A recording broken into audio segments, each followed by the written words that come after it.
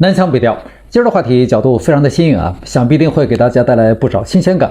和网上一个爆火的视频有关，是个什么内容呢？就是1931年，德国居然就研发出了高铁，而且从这个高铁的外观上来看，从它的技术上来看，真的和今天我们的高铁有一拼，和我们的复兴号有一拼，对吧？无论从高大上来讲，还是从技术的先进性上来讲，真的和我们今天的高铁差不多啊。有些细节方面甚至有那么一点有过之而无不及。结果就是这样的一个视频，在网上引起了极大的轰动，有极高的流量，引起了无数网友强烈的兴趣以及他们的热议。长话短说，咱们先来看一下这个视频的片段，然后再向大家介绍几个网友的精彩评论。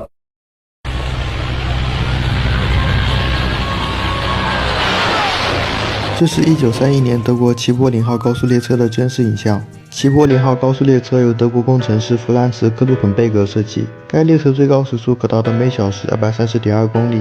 这个记录直到1954年才被法国所打破，是当时世界上速度最快的陆上交通工具之一。二战爆发后，该列车被拆解变成了武器，而德国高速列车的发展也慢慢被其他国家所追上。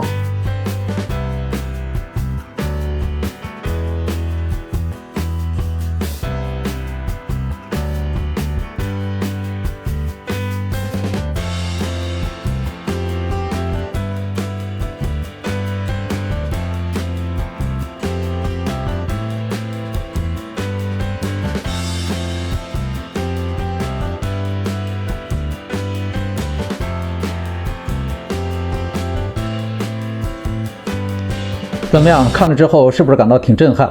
确确实实让人感到有那么一点震惊啊！为什么呀？因为1931年啊，将近100年前，德国人居然就鼓捣出了高铁，而且这么的高大上，技术方面也丝毫的不逊色啊！所以确确实实让人感慨，德国人、西方人确实有一套，他们能够有今天，确实有他们的道理，因为100年前他们就已经做到这样的一种程度了。下面咱们就来看几个网友的评论啊。第一个网友来自广西，是这么说的：天哪，1931年。这是100年前啊，这才是真正的遥遥领先。所以说我们落后给西方国家100年，绝对是有道理的。一个河北的网友的评论也有很多的赞。看看100年前德国人高铁的造型，这种流线型的高大上，即便是放在现在也很好看。再来看一个北京网友的评论是这么说的：确实没有想到西方的科技在100年前就这么的超前了，所以说我们比他们落后100年，完全是有道理的。再来看一个重庆网友的高赞评论：这个视频真的震惊到我了，你说这辆高铁列车是现在的，我都信。然后一个河南的网友表示了不同的见解，说了这样的话：还是要看现在吧，过去再辉煌那也是过去了，蒙古铁骑当年有多牛叉，现在呢，我们还是要向前看。一个上海的网友也发表了类似的评论：没有错，好汉不提当年勇，那个时候速度快，那个时候先进，不代表着现在也速度快也先进，比现在我们已经赶上西方国家了，这是客观事实，没有必要妄自菲薄。一个湖南的网友是这么说的：德国确实太厉害了，几百年前他们就很厉害，工业、哲学、科学、思想，甚至军队，全方位的领先全世界。一个辽宁网友的评论也非常的精彩啊，这么说的：这个视频让人有一种莫名的穿越感，如此古老的画面当中，居然有一个如此充满视觉科技感的东西，让人感到有些奇妙。然后是一个湖北网友的评论是这么说的：我的天哪，德国人是怎么在接近100年前做出这样的一个高科技的东西的？再来看一个浙江网友的高赞评论：工业革命前后到二战结束前后的这100-200年是人类发展最快的一段历史。一个新疆网友的评论也非常的经典：这不就是铁轨飞机吗？不过放在近100年前的1931年还是挺炸裂的，因为那时候中国实在是太落后了，大多数人连温饱都解决不了。但是有谁能想到100年后，中国这个在近现代经历无数苦难的国家会屹立于世界工业之巅。最后再来看一个黑龙江网友的精彩评论：十几年前德铁的精准还令坐惯了我们绿皮火车的国人惊叹，现在反倒是高铁的速度和准点率让德国人惊叹了。说句实在话，看了这个视频之后，我也有那么一点惊叹啊，也有那么一点惊讶。不过也想起了一句话，叫做30年河东，30年河西，确确实实沧海桑田。这个世界在最近这几十年，特别是在最近这10几年当中发生的变化实在是太大了，让人有一种恍如隔世一般的感觉。我们从视频当中可以看到，100年前德国的铁路就这么先进了，对吧？可是现在德国的铁路居然是欧洲最落后的铁路系统之一，甚至遥遥落后于西班牙，这个东西谁能信？而在铁路系统，特别是高铁系统方面，我们是绝对的世界第一啊，而且是全方位的世界第一，无论是从技术上、从硬件上、从软件上，对吧？从整个运行系统上，从整个服务体系上，我们都是世界第一，连西班牙也看不到我们的车尾灯啊！所以你想，德国落后给西班牙，就更加落后给我们。这一点可能很多人都感到特别的不可思议，尤其是那些没有出过国的人，没有去过德国的人，可能觉得不能想象啊！为什么呀？因为德国是所谓的工匠精神嘛，他们的服务也好，他们的准点率也好，这绝对是世界最顶尖的呀！怎么可能他们的铁路现在会落后到这样的一种程度？可是真正去过德国的人，在德国坐过火车的人，恐怕都会知道事情的真相，就是德国的火车它的故障率和准点率实在是太次了，某种程度上现在居然和印度有一拼，谁能信？现在的德国火车在故障方面，在准点率方面有多么的拉垮，真的有一点逆天的感觉了，达到一种什么样的程度了？就是晚点2个小时，德国人都不觉得奇怪了，甚至都不想投诉了，因为这已经是一种常态了。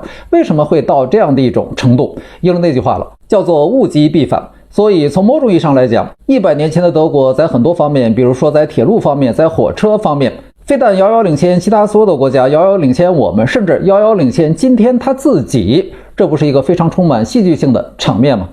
看来所谓的历史的轮回这样的说法还真的是比较靠谱的，还真的会发生这样的事情，还真的有30年河东30年河西这样的事情。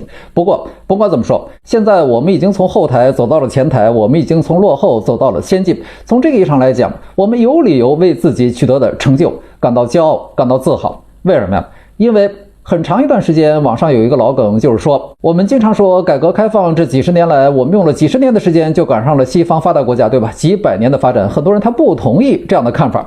为什么呀？因为他们觉得我们是站在巨人的肩膀上发展起来的呀，是西方人教会了我们很多东西啊，对吧？你站在人家的肩膀上发展起来，你有什么可牛叉的？你有什么可自豪的？你有什么可意淫的？很多精美分子就特别不屑这一点。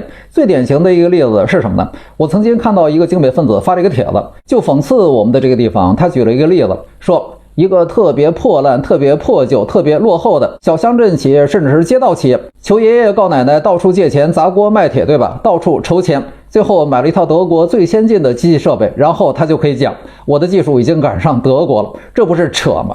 可是这东西是扯吗？我倒觉得没有那么扯，确确实实站在巨人的肩膀上，可以看得更远，可以发展得更快，这是人类历史的常态啊！不仅我们是这么过来的，其实西方发达国家也是这么过来的，因为他们所有的先进，他们所有的科技，对吧？他们所有的那些高大上的东西，是从地缝里蹦出来的吗？是从娘胎里带出来的吗？当然不是，当然也存在着站在巨人肩膀上的这个问题。首先，他们就没少站在我们的肩膀上，这是一个历史事实。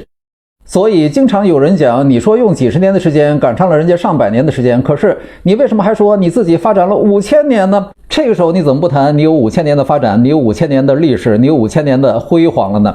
我就觉得这个说法非常荒谬，因为如果按照这样的一种说法去衡量历史的发展，衡量世界各国的发展的话，欧洲国家也经历了1000多年的所谓暗黑世纪啊，对吧？中世纪在欧洲被称为暗黑世纪，那1000多年我们是怎么发展的？你比如说宋朝，一些西方国家的经济学家曾经做过计算，在我们宋朝的时候，人均 GDP 达到了400美元，这是个什么概念？我们再一次达到400美元是1990年代，将近1000年后了呀。好汉也不提当年耻，欧洲也有1000年的暗黑历史。我们宋朝那时候那么辉煌的时候，欧洲还处在中世纪，还处在一种半原始的状态。这东西怎么比？为什么不做这样的比较呢？为什么不拿我们的宋朝和欧洲的中世纪做比较呢？这不就是典型的双重标准吗？不就是典型的奴性心态吗？你就拿欧洲的工业革命来讲，欧洲的工业革命是怎么来的？就是首先它要走出中世纪，然后经历了什么？经历了文艺复兴。在文艺复兴的期间当中，又经历了大航海时代啊，特别是大航海时代为他们后来的工业革命打下了坚实的基础。而大航海时代他们是怎么开启的呀？没有我们的4大发明，他们能搞定大航海时代吗？对吧？没有指南针，他们的船怎么出去啊？没有造纸术，他们的海图怎么来？没有火药，他们的殖民地怎么搞定？对吧？欧洲人怎么能够占领美洲？怎么可能会有后来的美国？没有印刷术，他们的海图也搞不定。所以四大发明的每一项都为欧洲的大航海时代奠定了坚实的基础，缺一项都不行。而他们的大航海时代为欧洲带来了近现代文明，这是一个历史常识，全世界的人都知道，只有这些精美分子他们不知道。所以说人不能精美，人一精美就脑残，诚如此言。那有些精美分子又要讲了，没有错，我可以承认，所有的国家都是站在巨人的肩膀上发展起来的，对吧？欧洲站在我们的肩膀上发展了起来，我们也站在他们的肩膀上发展起来。可是人家欧洲有很多原创啊，无论是科技也好，工业也好，都是人家的原创。你比如说我们现在的中小学课本里边的那些物理常识，对吧？化学常识、数学常识，各种各样的定律、定理，各种各样的公式，那不都是欧洲人发明的吗？有什么东西是我们自己发明的吗？除了圆周率以外。另外你再比如说各种各样的工业产品，有一个算一个，无论是汽车也好，电视机也好，飞机也好，对吧？电话也好，所有的这些东西有哪一样是你发明的？都是欧洲人发明的。一直到今天，全世界也没有多少人使你原创的现代化的商品，除了那4样东西，指南针、造纸、印刷、火药，对吧？只有这4个东西是你的原创，其他所有东西都和你1毛钱关系没有。那你又怎么说呢？你能说你赶上了人家吗？这样的一种说法，是不是大家也能够经常在网上看到，也是网上的一个老梗了。那么对于这个事儿，我们到底应该怎么看呢？其实精美分子搬出这一条，还是为了吹捧他们的主子，对吧？还是为了贬低我们自己。甚至于他们可以说出这么大逆不道、数典忘祖的话，就是你这5000年的发展1毛钱的价值都没有，一个牛顿就可以把你这5000年的历史全盘否定啊！很多人看过这样的话吧，这不是典型的大逆不道、数典忘祖吗？对于这个事儿，我觉得理解很简单。因为如果精美分子能够承认人类是站在巨人的肩膀上往前走的，他就应该知道世界上的发展有一个基本逻辑，叫做跟跑、并跑和领跑啊，没有错。当一个国家落后给其他国家的时候，它的原创一定会少。为什么呀？一个是它的能力有限，另外一个是人家已经有了更好的东西，为什么你要发明一个还不如人家的东西呢？首先你要把现有的东西学到极致，对吗？一旦学到了极致之后，你就达到了并跑的程度了。并跑就意味着再往前多跑几步，但凡你跑得快一点的话，你的前面就没有目标了，你就开始领跑了，对吗？那个时候就只能自己原创了。西方国家欧洲就是这么一步步走过来的，他们用我们的4大发明，用我们的很多智慧，用我们的很多知识，对吧？首先搞定了大航海时代，然后他们的前面就没有可追赶的目标了，就只能原创，所以他们才有了大量的原创。我们也是这样，我们今天其实已经过了并跑的阶段了，已经来到了领跑的阶段了。那么只要我们开始领跑，凭14亿人的智慧搞定大量的原创，不是一件顺理成章的事情吗？所以如果那些精美分子能够再多活个几十年，在这几十年之内，他们一定会看到大量的来自我们中国人的原创。相信那个时候他们就只能心服口服，发自内心的明白曾经的自己是多么的错误，多么的荒谬。而且只有那个时候，相信他们才能有一线生机，重新挺起胸膛做主人，而不再做奴才，甚至以做奴才为荣。这样耻辱、这样可悲的事情应该就不会发生了。